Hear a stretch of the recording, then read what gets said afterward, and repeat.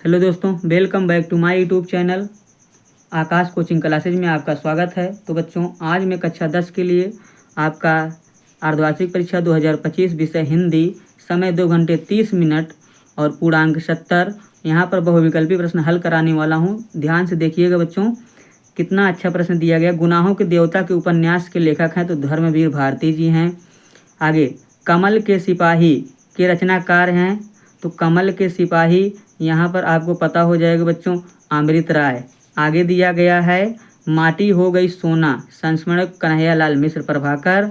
और हिंदी साहित्य का प्रथम मौलिक उपन्यास माना जाता है परीक्षा गुरु। रीति काल को अलंकृत काल किस विद्वान ने कहा है तो मिश्र बंधुओं ने कहा है बच्चों। द्विवेदी युग का नाम किनके नाम पर पड़ा तो महावीर प्रसाद द्विवेदी के नाम पर पड़ा। क्या भूलूं क्या याद करूं किस विधा की रचना है तो आत्मकथा है। और ध्रुव स्वामिनी के लेखक कौन है बच्चों तो जयशंकर प्रसाद जी हैं।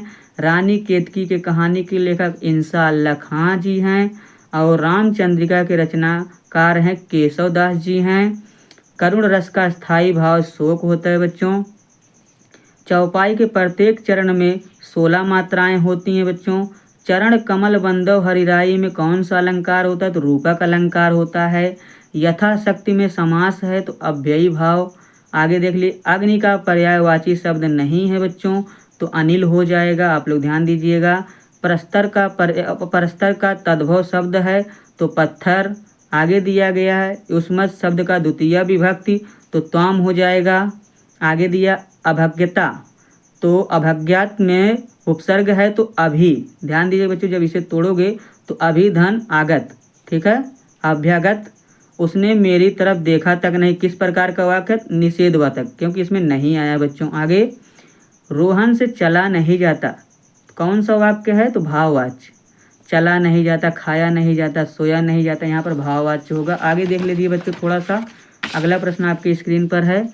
यहाँ पर दोनों में से आपको बच्चों एक ही करना है। 2 प्रश्न दिए गए हैं, ठीक है बच्चों। और उसका प्रश्न उसके नीचे दिया गया। पहले गद्यांश, पहले आपको संदर्भ लिखना है, फिर रेखांकित अंश की व्याख्या करना है।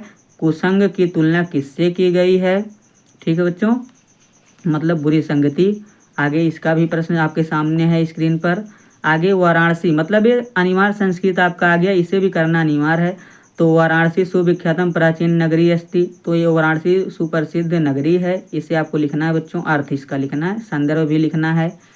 आगे ध्यान दीजिए, श्लोक आपका आया है, श्लोक का अर्थ आपको लिखना है।